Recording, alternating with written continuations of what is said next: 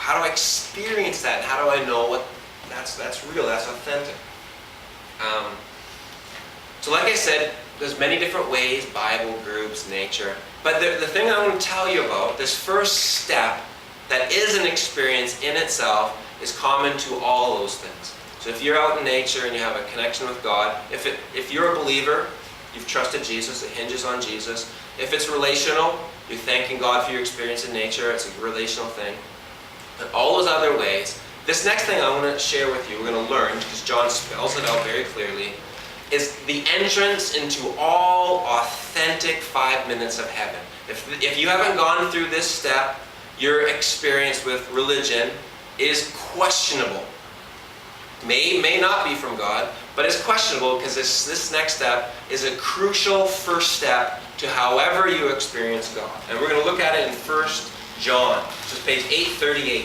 And we're going to stay on this page for the rest of our time together. John had already written the Gospel of John, and now he's writing some letters, which they entitle 1st, 2nd, and 3rd John, page 838. Some people get the Johns mixed up if you're new to Bible reading. Someone says, oh, you should read the Gospel of John, and then they start reading 1 John. Didn't we have this experience? And they go, I read that verse, John 3:16, but it did not say what you said. It said, oh, you were in 1 John, see the little one? It's different, it's confusing.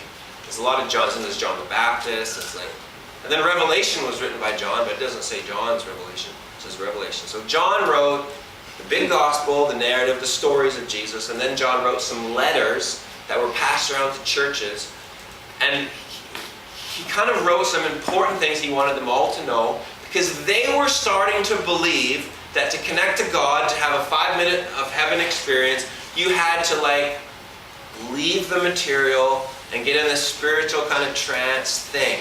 There was these other ideas floating around the churches that was not hinging on Jesus. It was not relational with God the Father. And so John writes this letter and says, no, you got it wrong. If you're not going through this first step, your religious experience is questionable. I'm not saying it's not from God, but you can't be sure. It could just be your emotions. So in 1 John, he lays out the answer for this first step to an authentic relationship with God here, this side of heaven, and an experience of perhaps 5, 10, maybe more minutes of heaven.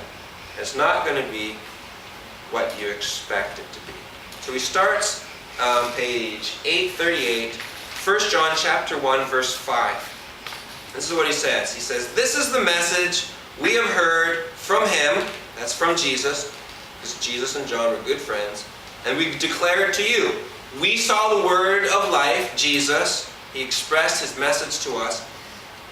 We're taking the words of life, the stories about Jesus, the teachings of Jesus, and we're expressing them to you so that you can have a relationship with God, experience eternal life. It says, here's the first part. God is light. In him there is no darkness at all.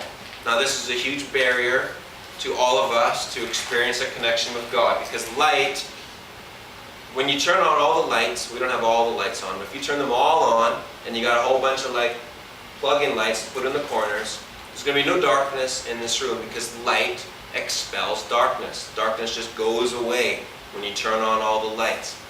God is light, and in him there is no darkness at all. In you is some light, but in you and in me there's a lot of darkness. So if we were to have an authentic connection with God, our darkness would disappear in his presence, meaning we would disappear. So how can we get through this first step when we can't even get close to a God who's all light? John says, God is light, in him there is no darkness at all. If you want to connect with him in a real way, that darkness has to go. Okay, how do we do that? Verse 6. If we claim to have fellowship with him, yet walk in the darkness, we lie. We're liars, and we do not live out the truth. Now I need your help on this little exercise, because notice that John does not say, if you have darkness in you, so look at the verse again. If you claim to have fellowship with him, it's saying if you're claiming to experience that 5 minutes of heaven, that real connection with God, yet you walk in darkness, he doesn't say if you claim to have eternal life now, but you're full of darkness, he doesn't say that. Because he knows you're full of darkness. He knows that. Until you die, that's just going to be your experience. It's like no matter how many times I try and kill the weeds in front of my house, I can like pull them out, they grow back. I can pour hot water, boiling water on them, they're growing back. I can pour bleach on them or vinegar, they're going to come back. There's this dark root, this dark seed in all of us, that no matter what happens, keeps coming back. So John doesn't say, if you claim to have eternal life, fellowship, fellowship is a relationship, friendship with God. If you claim to have an eternal life, friendship with God, yet walk in darkness. Here's what he's talking about. You'll help me make a little list. What are some darkness kind of things? Just shout them out. Criticalness is one that comes to mind. Criticism? Yes. Criticism. What are some other darkness things that you've experienced? Anger, thank you. How about pride? Thinking you're better than other people? Anything else? Deceitfulness? Pardon? Being deceitful or... Oh yeah, that's a good one. Not telling the whole truth, trying to get them to believe something. So you look good, but you're really not good. Not being faithful. Oh, very good one. That's like unfaithful. Anything else? Judging? Oh, that's a really good one. Judging. That's. How about laziness? How about anything else? Frustration. Oh, good one.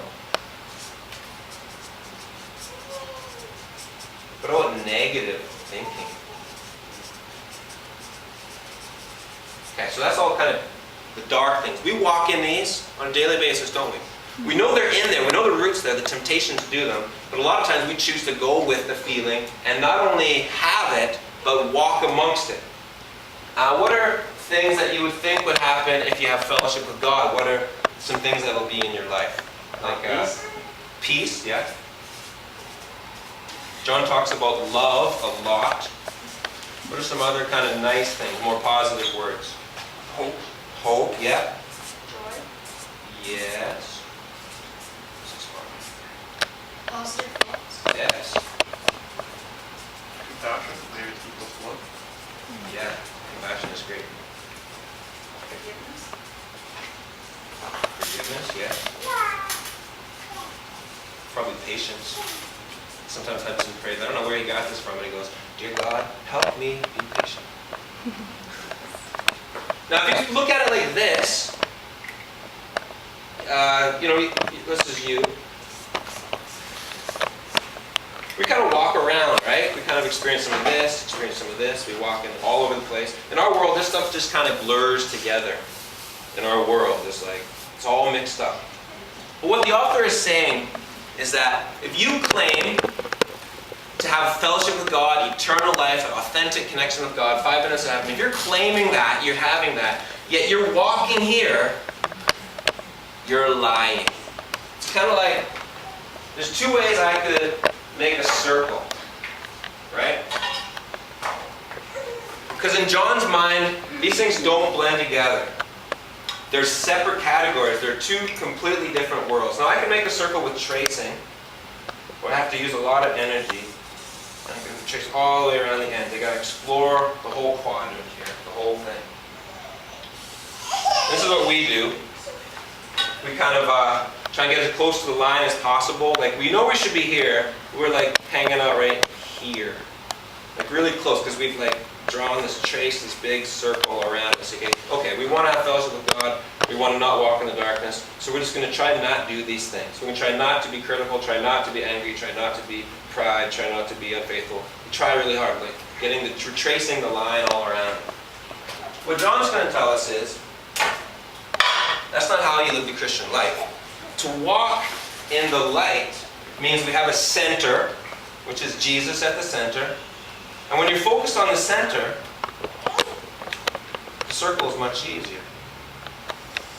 It's kind of, well, it's not actually, but you get the point. There we go.